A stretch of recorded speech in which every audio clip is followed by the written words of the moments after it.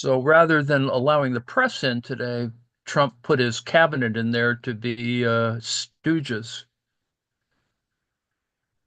To like fill the space so that the press couldn't get in Gilmar there. Garcia, I guess they squeezed them out or something. I don't know. I haven't watched the thing itself, but noted that it was all, a put up job. And there's a refusal. Well, it's a shell game, as to quote Andrew Weissman. It's just a shell game. Well, who was it?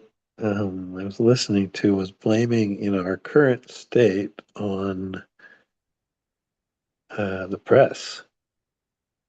Oh, yes, of course. Of course, it's the press. It's nobody in the They've sort of, administration's fault. Okay. Quote Andrew Weiss.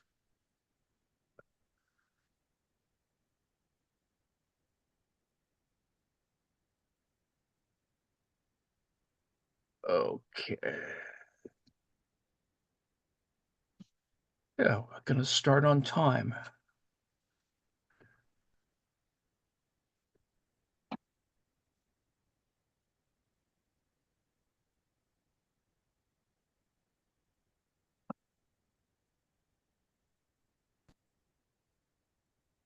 Okay. Welcome to, I think it's the 14th of April. I guess tax day is tomorrow.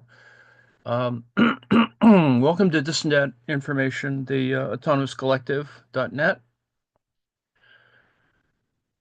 Um,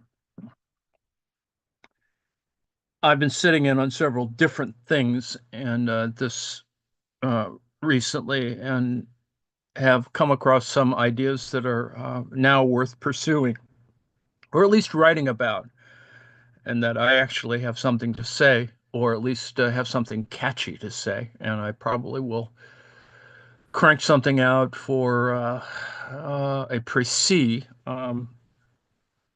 for my little thing on DK on the anti-capitalist meetup. So anyway, um, so today going to look at Hegel's economics, a brief piece by George Lukacs. Now, the reason why I'm looking at Lukacs is because Lukacs, of course, was there prior to Frankfurt School critical theory, and they were, of course, commenting in some ways about his history and class consciousness, among many other things. And it is this general issue, of course, of Hegel's relationship to Marx and to other things like Frankfurt School critical theory that I've been fiddling around with, among many other things, of course. But I think I've come to where the intersection works. And so I may actually have something to do on that for in a couple of weeks. So this is from the young Hegel, George Lukács of 1938, section 2.5, the first studies in economics. Here, at the decisive point in Hegel's intellectual biography, where we might have hoped to clarify the concrete relations between his dialectics and his study of economics, we find ourselves balked by the utter failure of our sources, and we're compelled to rely almost entirely on hypotheses. Oh, heaven forfend. We may think ourselves fortunate that Rosenkranz has at least preserved the bare fact of the date when Hegel first took up economics. All the material that Rosenkranz possessed in toto has since been lost. It's certainly no accident that this section of Hegel's papers has vanished without trace. Of his immediate pupils, there was not a single one who had even the slightest comprehension of economic problems, let alone of their importance in the evolution of Hegel's system and methodology. They did not even notice the obvious evidence of such studies in the published works, that is, the phenomenology, the philosophy of right, etc. The backwardness of German society was such that even in the case of Germany's greatest philosophical genius, Hegel himself, the intellectual reflection of social antagonisms appear in an inverted, idealistic form. In the case of his pupils, whose formative years fell for the most part in the period of the Restoration. There's an utter failure to comprehend the problems of economics and their significance for an understanding of the problems of society. And this blind spot is as much in evidence on the reactionary right wing of the Hegelians as in the liberal center and on the left. The timidity with which the liberals of the 1830s tackled the great social issues of the time is reflected also in their utter blankness in the face of economic problems. Not until the early 1840s did the intensification of the class struggle awaken a certain interest in economic issues in the ranks of the Hegelians.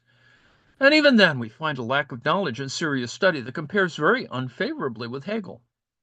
The philosophical arrangement of the economic categories of both the classics and the utopians at the hands of the Hegelians among the quote unquote true socialists, and also by Lassalle, scarcely advanced beyond a superficial formalism. Not until the early works of the founders of dialectical materialism of Marx and Engels do we discover not merely a profound and thoroughgoing investigation of the problems of political economy, but also the conscious realization that this was the realm in which the great problems of dialectics were to be studied. That here was the great task of taking the material accumulated, but not worked out dialectically by the classics of bourgeois political economy and by the utopians, of discovering its underlying laws and principles and advancing from there, to an analysis of the dialectical laws of movement in society. As early as Engels' brilliant writings in the Deutsche Französische Jahrbuch, the connection between economics and dialectics stands clearly in the foreground. Shortly after that, Marx himself devotes his full attention to the problem in the economic and philosophical manuscripts, the last section of which contains his critique of Hegel's The Phenomenology of Mind. In this, Marx, notwithstanding his incisive and crucial criticism of Hegel's idealism, uncovers the important and positive role of economics in the formation of the Hegelian dialectic. In particular, his use of the category of labor, in which he follows in the footsteps of the English classics. This work is then succeeded by a series of important polemical writings against Bruno Bauer, Max Stirner, Proudhon, etc., which contain a large number of profound and illuminating observations on these issues. It is typical of the opportunism of the Second International that a large proportion of these writings gathered dust in the archives, their value recognized by no one. The development of opportunism coincided with the disappearance of any understanding of dialectics, and the rampant growth of metaphysical shallowness then created an atmosphere in which it was easy to twist and distort the clearly formulated propositions of Marxist economics. Only the Bolsheviks consistently fought against this opportunism on all fronts. Lenin, despite the disadvantage of not having access to a large part of Marx's work on this topic, was the only one to have grasped their full importance. It is impossible completely to understand Marx's Capital, and especially its first chapter, without having thoroughly studied and understood the whole of Hegel's logic. Consequently, half a century later, none of the Marxists understood Marx. Oh, Lenin. Rosencrantz, a moderate liberal and an adherent of the so-called Hegelian center at the time of the breakup of the school, naturally had no idea of the importance of Hegel's economic studies.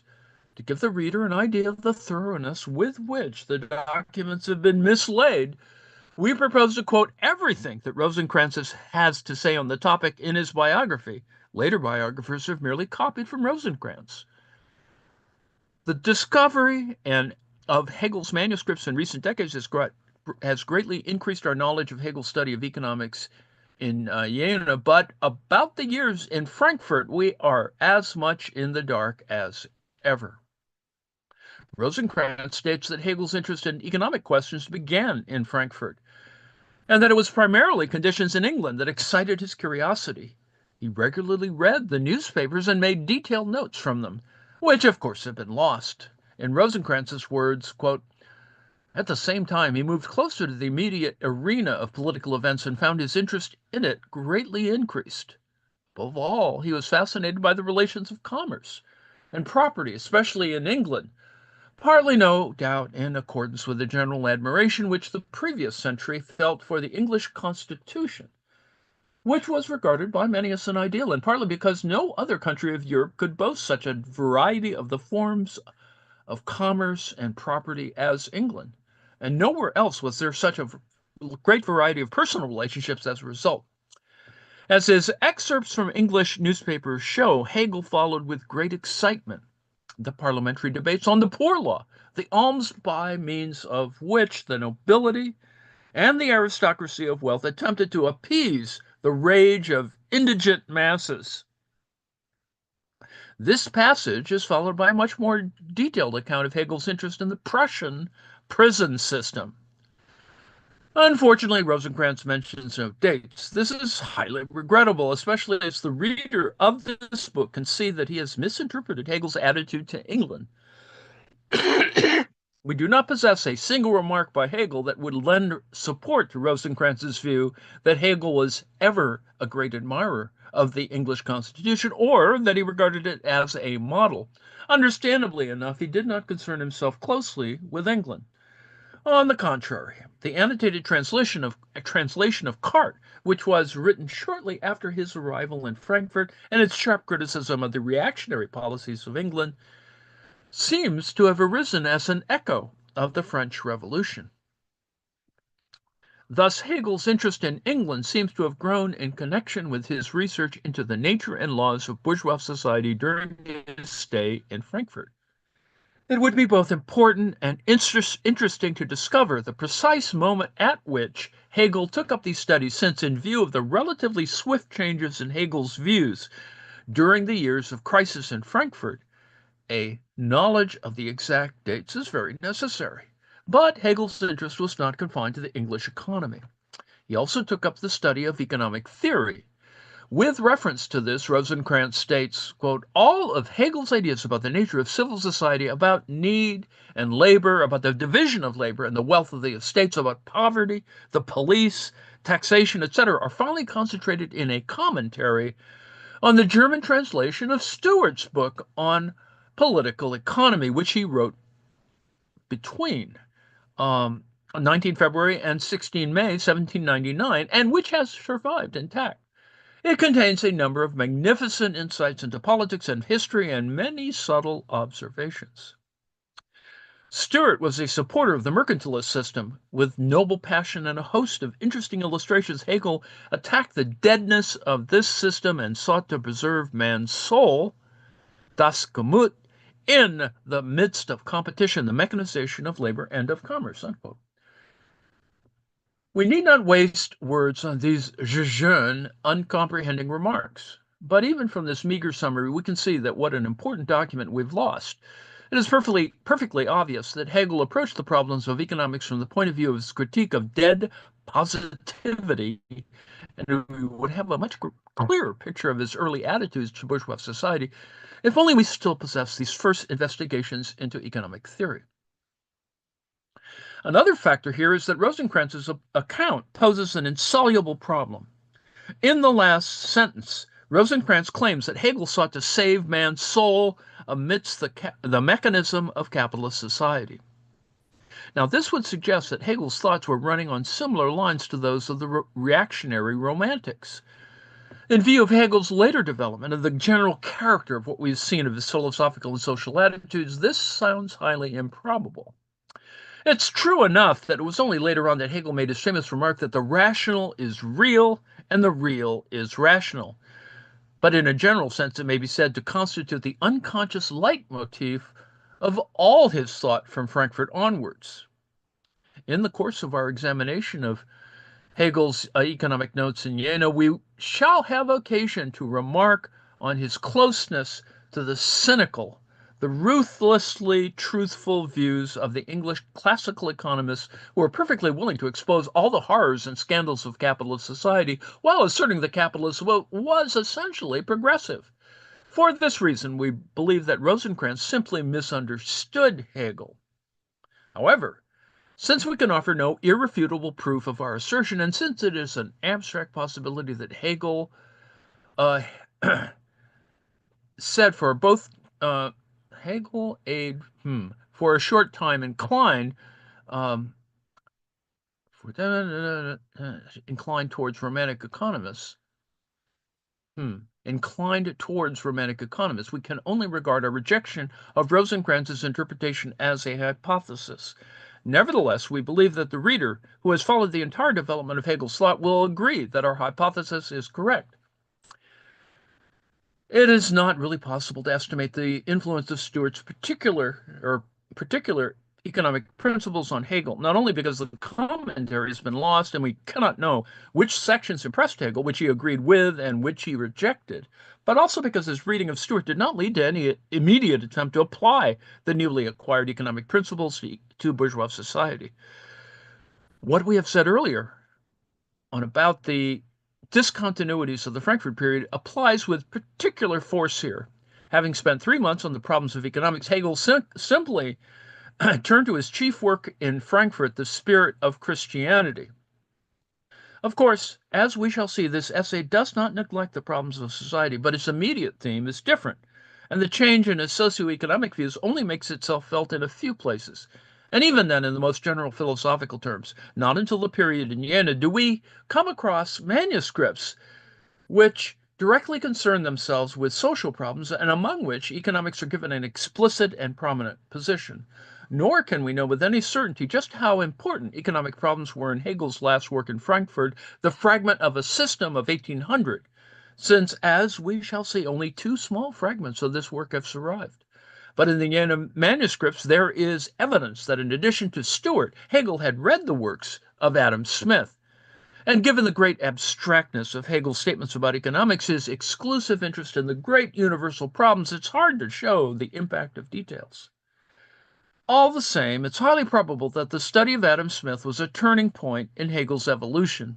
The problem which reveals the striking parallel between Hegel's thought and the classical English economists is the problem of work, W-O-R-K, as the central mode of human activity, as the chief method by which the identity of the subject-object, subject-object, to use Hegel's terminology at this time, can be achieved, as the activity which annuls the deadness of objectivity, as the driving force of the process which turns mankind into the product of its own activity. And it is highly probable that this problem emerges for the first time in the course of reading Adam Smith, since neither a study of the German economy, which was so backward in the context of the development of capitalism, nor a reading of Stuart can really provide the necessary stimulus. However, this is another issue which finds us reduced to hypotheses and guesswork, and we give our view in the full awareness that it is no more than a hypothesis. The first documentary evidence that Hegel had read Smith is contained in the manuscripts of some lectures given in Jena in 1803 to 1804, and which were published not long ago. Hegel refers here to Adam Smith's statements about developing the forces of production through the division of labor in the factory, and he wrote the name of Smith in the margin. But as early as 1802, in the System of Ethics text, a similar, if as we shall see, a less well-developed attitude towards work, the division of labor, etc., occupies a central position. It is therefore almost certain that Hegel was acquainted with Adam Smith right from the beginning of this period in Jena, and that he had therefore overcome, at least in part, some of the limitations and defects of Stuart's theories. Now, it is our belief that Hegel's interest in classical English economics actually dates from an earlier period, namely from the time when he was already working on the Fragment of a System text. It is perfectly true that that work gives us no help at all, at any rate not directly, since the surviving fragments contain only very meager references to economic problems, and we have no idea how Hegel had thought of the structure of the whole essay, nor indeed how far it was from completion. But in the course of some very obscure reflections on the history of religion, there's a very remarkable passage which may help to throw light on an extremely dark section of Hegel's intellectual evolution.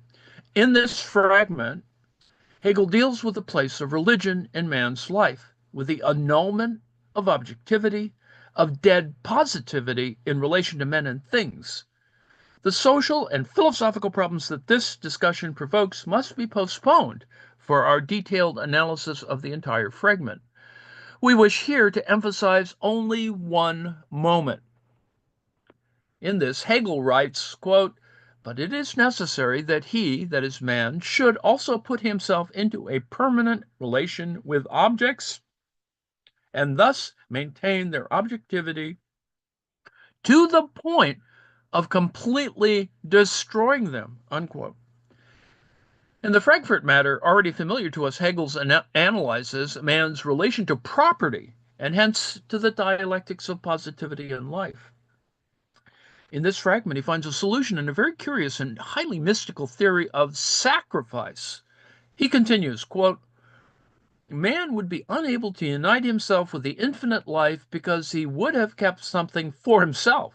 He would still be in a state of mastering things or caught up in the dependence upon them. This is the reason why he gives up only part of his property as a sacrifice. For it is his fate to possess property, and this fate is necessary and can never be discarded. Only through this useless destruction, through this destruction for the sake of destruction, does he make good the destruction which he causes for his own particular purposes. At the same time, he has consummated the objectivity of the objects by a destruction unrelated to his own purposes, and by that complete negation of relations, which is called death. This aimless destruction for destruction's sake sometimes happens, even if the necessity of a purposive destruction of objects remains, and it proves to be the only religious relation to absolute objects," unquote. Now, at first sight, this passage is certainly obscure enough. Sacrifice is thought of as a religious way out of the necessary fate of the world of property, of bourgeois society. What is of interest to us is the distinction between sacrifice, which is viewed as useless destruction, destruction for destruction's sake, and a concept of purposive destruction, which remains utterly unexplained in this context. The fragment from which we are quoting in the last sheet, i.e., the conclusion of Hegel's manuscript, if Hegel falls even to hint at what he means by what is obviously an important concept, this can only be explained by arguing that it must have been elucidated in the earlier part of the essay, is now lost. But enough has been said to indicate that purposive destruction refers to the normal, everyday relation of man to the world of objects. The point of the sacrifice is precisely to raise man beyond that realm. Now, we must postpone for the time being our discussion of the meaning of sacrifice for Hegel. Our subsequent analyses, especially of his Jena theory of society, will show that the concept is not a religious or mystical one, but that it is intimately connected with the illusions Hegel cherished at this time about the possibility of resolving the contradictions of bourgeois society. What interests us here is rather the concept with which it is contrasted vis-a-vis the purposive destruction of the objects. In order to decipher this apparently no less obscure notion, we must have recourse to the System of Ethics written 2 years later in Jena. It is evident that the ideas connected with work, Hegel defines work in the System of Ethics in language reminiscent of Schelling's, as is much in the first part of his stay in Jena, as the destruction of the object, and indeed as its purposive destruction. The first dialectical triad from which his thought proceeds is need, work, enjoyment. Work is then defined as follows. Quote, "The destruction of the object and of intuition, Anschauung, but as a moment, i.e., not finally and absolutely, so that this destruction is replaced by another intuition or object, or else it establishes the pure identity activity of the act of destruction. It does not destroy the object as object in general, but in such a way that another is put in its place. This destruction, however, is work." Admittedly, this definition does not contain the word purposive, but if we follow Hegel's line of thought carefully here and see how he moves from work to the tools of work and from tools to machines, it is evident that the idea is present and only the word is missing. And the word is only missing because it's supererogatory, supererogatory In this context, the connection between work and purposiveness remains therefore a basic fact of Hegel's thought. Even in his treatment of theology in the Logic text, work continues to play an extraordinarily important part, as Lenin has expressly pointed out in various notes. We believe, therefore, that the conception of work, which is so essential a category in the Jena system of ethics text, was already present in the lost parts of the Frankfurt fragment of a system text, and this makes it extremely probable that Hegel studied Adam Smith's Wealth of Nations as a preliminary to the latter work. Now, we must add in passing that the works of both Stuart and Smith were available in Germany at this time in various translations, and, they'd been around for a decade or two.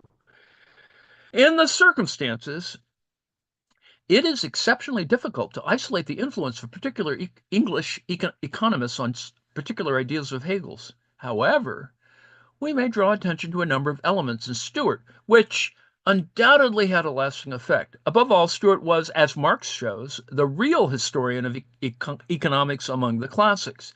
He was more interested in the social origins of capitalism than its inner workings, which he grasps less well than his successors. And at this stage in Hegel's career, when he was concerned to establish the historical necessity of bourgeois society, the sheer volume of information in Stuart's work and the constant comparisons between ancient and modern economics must have made a deep impression on him.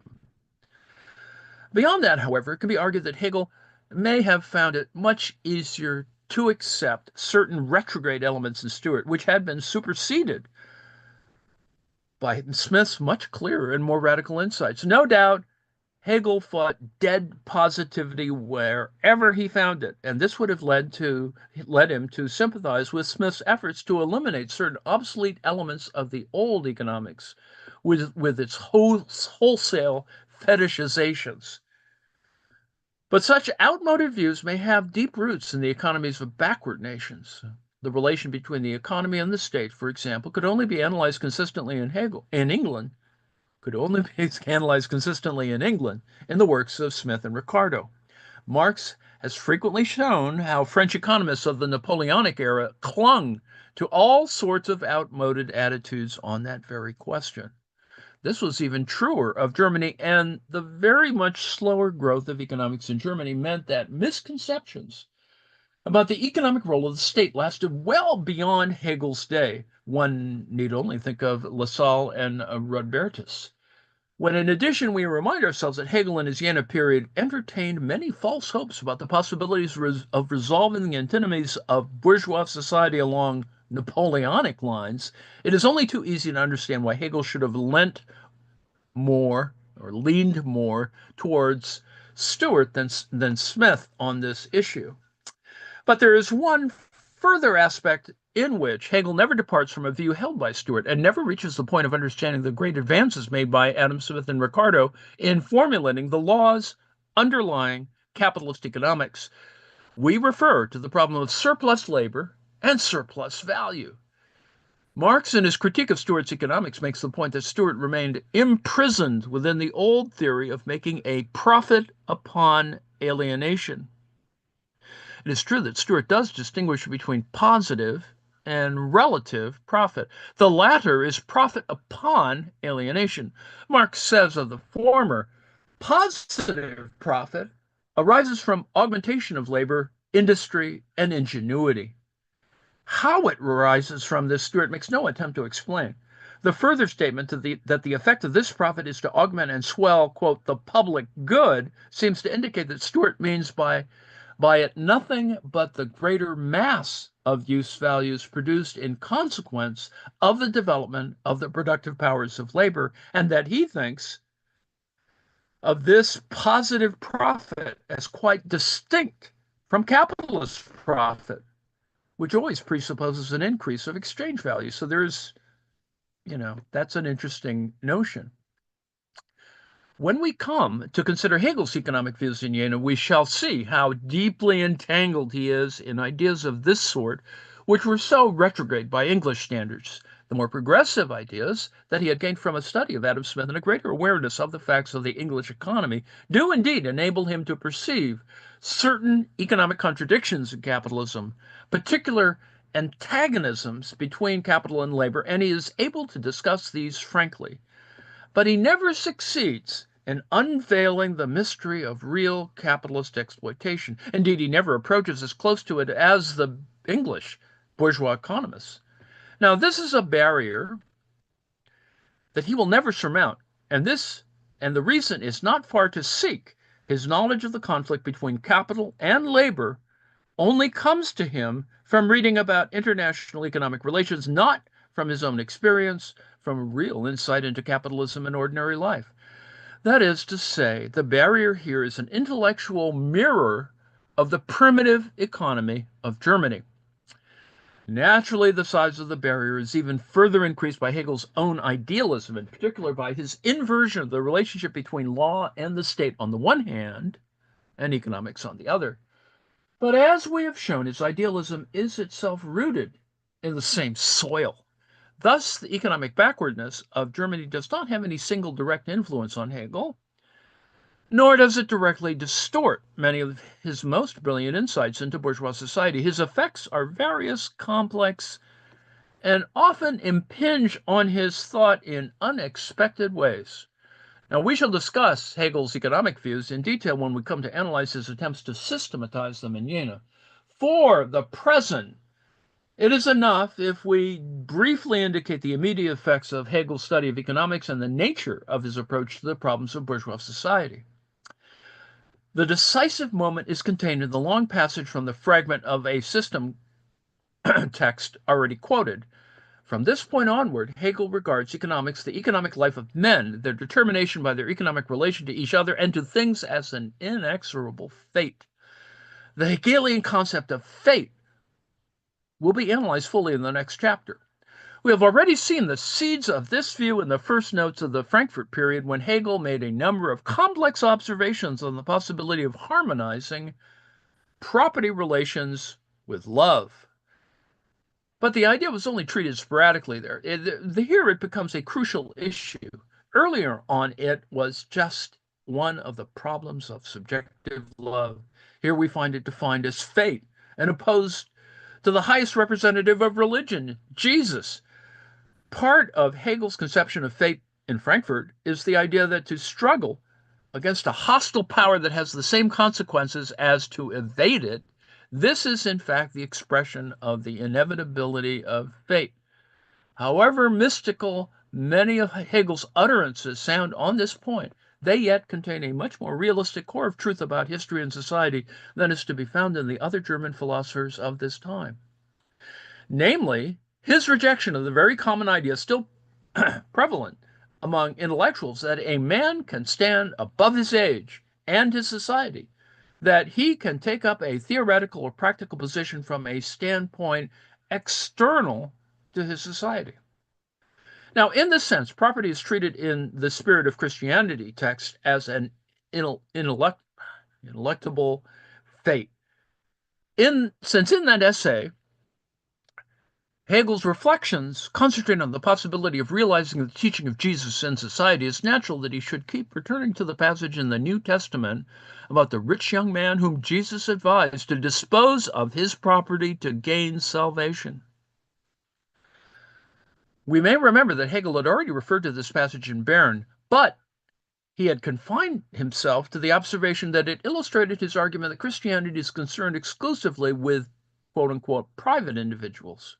At that stage, he was not interested in the economic implications.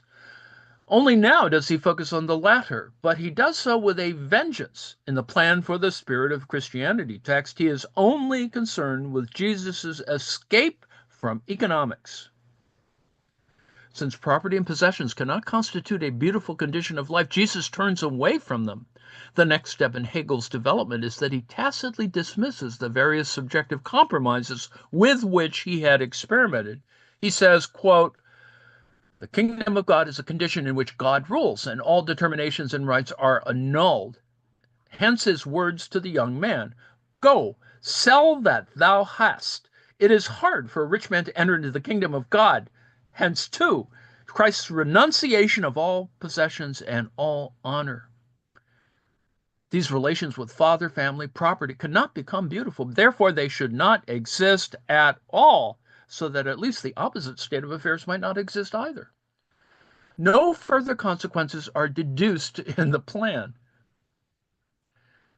But the corresponding passage in the text of the full manuscript speaks a very different language. We shall see that Hegel has a much closer, more approving attitude towards Jesus in this work than he ever had in Berne. Despite this, the Berne writings never contain such scathing comments on Jesus' teaching as this one. In Berne's, Hegel's satire had been aimed more at Christianity than at the church. Hegel reverts to the parable of the rich young man and says, about the command which follows to decide care for one's life and to despise riches, as also about Matthew 19:23, quote, how hard it is for a rich man to enter the kingdom of heaven, unquote. There's nothing to be said. It is a litany pardonable only in sermons and rhymes, for such a command is without truth for us. The fate of property has become too powerful for us to tolerate reflections on it, to find its abolition thinkable. But this at least is to be noticed, that the possession of riches, with all the rights as well as the cares connected with it, brings into human life definitive details whose restrictedness prescribes limits to the virtues, imposes conditions on them, and makes them dependent on circumstances. Now, within these limitations, there's room for duties and virtues, but they allow of no whole, of no complete life, because if life is bound up with objects, it is conditioned by something outside itself, since in that event something is tacked on to life as its own, which yet cannot be its property. Wealth at once betrays its opposition to love, to the whole, because it is a right caught in a context of multiple rights. And this means that both its immediately appropriate virtue, honesty, and also the other virtues possibly within its sphere are of necessity linked with exclusion. And every act of virtue is, in itself, one of a pair of opposites.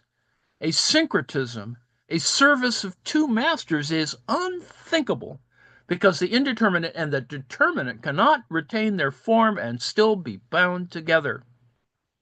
Unquote.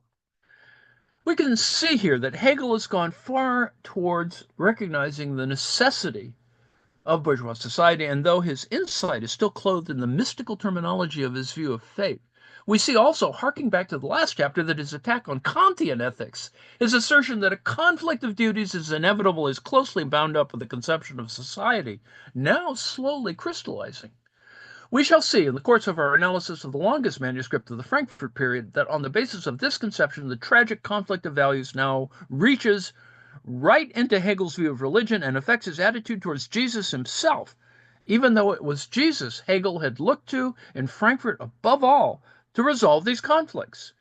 We shall also see that we are dealing with a contradiction which runs through Hegel's entire idealist dialectic, one which he will later attempt to resolve at a much higher level, but without any greater success. So, this is this underlying thing, and, we can see embedded the dissatisfaction that Marx has with Hegel, or maybe perhaps just with the young Hegelians. Further reading includes Marcuse on Hegel's first system, Marx's Theory of Alienation by Mazaros, a classic, Hegel's Theory of the Modern State by Aveniri. And so I refer a link to the Encyclopedia of Philosophy that Stanford has, the Plato, which talks about Georgi or George Lukacs. I include here links to History and Class Consciousness and its various underlying chapters. And also that eventually, as in terms of basics, we always look at Keynes. At some moment, we're going to have to probably look at Keynes and the reason for post-Keynesianism.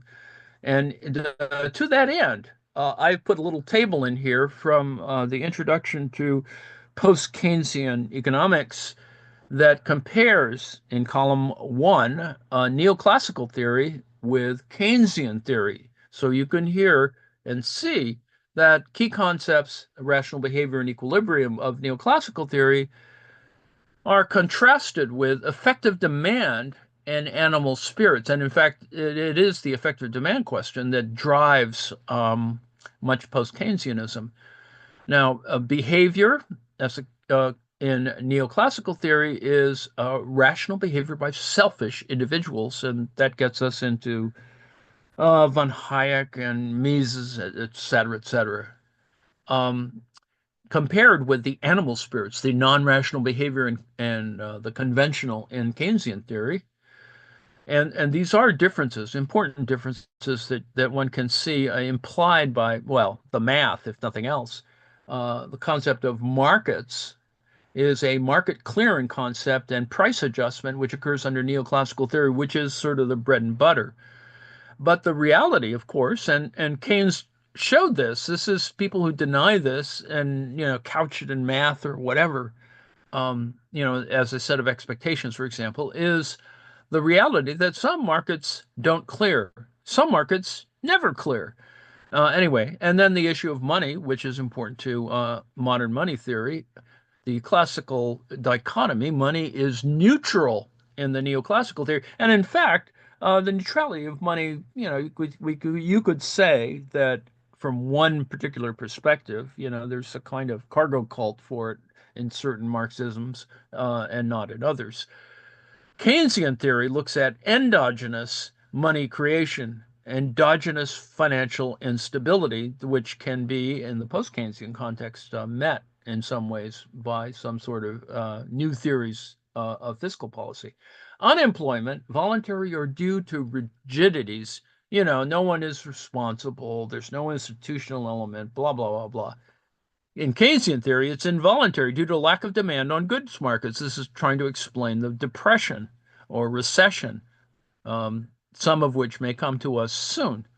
And then in policy, needless to say, and from the French and from the English, just from a classical point of view, laissez-faire. Markets are self-regulating and government should not intervene because, of course, it clears, right? Well, all these, whatever. And so Keynesian theory says market economies are unstable and result in unemployment and require, from a fiscal point of view, government intervention, which is kind of where we are. Now, in following an introduction on post-Keynesian economics, we might compare it in terms of another set of values, and it's not identical to the one above, but to Marxian economics. That is, in terms of scope, post-Keynesian economics is about theory. Now, needless to say, Marxian economics ties itself to historical materialism, hence my little concern above with Hegel and Lukacs. Part of a richer interdisciplinary project, and it is that. It's always been that. Even economic theory would hopefully, even in the post-Keynesian context, agree with that. And in fact, they do. I mean, when you look at post-Keynesians, Michael Hudson, et cetera, they all, Steve Keen, history is still there. Demand, effective demand is what they're at, which presumes a certain set of things about, reality and humans and markets and et cetera. Marxian economics also often assumes Say's law, that is, demand, a realization crisis, only occurs in short runs. And that's sort of the point of trying to get to, crisis or whatever. Production in the post-Keynesian context is little to say to production. And yes, it is an emphasis on the macro, but there is a literature on price theory and Lavoie, I think Lavoie um, concerns himself with production stuff, a more micro element. And in Marxian economics, it is just simply, well, you could call it reified, I suppose, but it is identified, congealed. This is the congealment question: is that production is always a labor process. And of course, I've given you my comments on whether it is or it isn't. Class analysis. Classes have different consumption propensities. Only capitalists make investment decisions in post-Keynesian economics, and which is the point for Marxian economics, right? It is, it's about capitalism or capitalists versus labor. In the Marxian sense, it is the antagonisms are intense, that it is a struggle of classes at the site of production, and that class struggle trumps, as it were, the theory of the state. And of course, it is this question of the existence of the state that is problematic in Marxian economics. Money and finance, money is created by banks as side effect of lending. And yes, it is. There's money is created to deal with uncertainty. Now, of course, this is the crux of the MMT, right? Whereas in the Marxian sense, it is more about commodities and the commodity theory of money. Money is a produced commodity, and it is that it's not an unwillingness. It is just simply that um, it's a question that one might ask, I suppose, Michael Hudson and a bunch of other folks about what what are commodities in that particular context, particularly at the level of financialization, when you have financialized products, quote unquote, that function like commodities.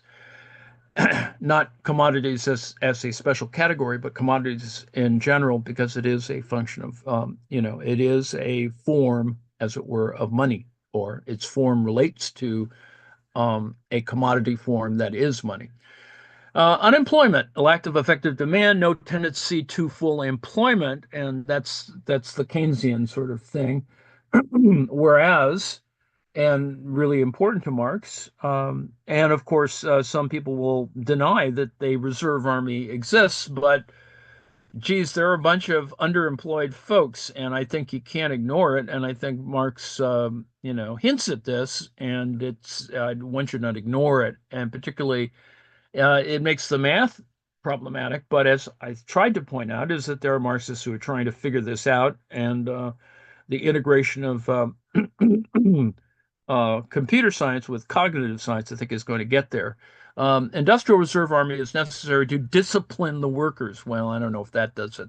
And then finally, policy in the post-Keynesian context is normative, trying to achieve a full employment policy, noting, of course, all the seasonal differences and lags and blah blah blah. But it can also benefit capital because it also is used in terms of motion and leverage and interest and the state, all kinds of stuff. It can also benefit capital, as it will as our recession approaches. And the Marxist point is reforming this is futile. It's a liberal canard or whatever shibboleth, and it's within the capitalist system because just got to get rid of that darn thing and get us to something more, quote unquote, more socialistic, which of course, really existing socialism has made problematic in a historical context. But that's all we got, right? History. So history, big or little, is sort of at work here. So those are my comments. We're right at. I have achieved the end of my little yammering here, and I hope you got something out of it. And somehow we ended up with Jesus. Yeah.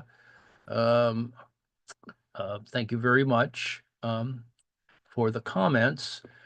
I will now thank you for your attention, and I will end the live stream.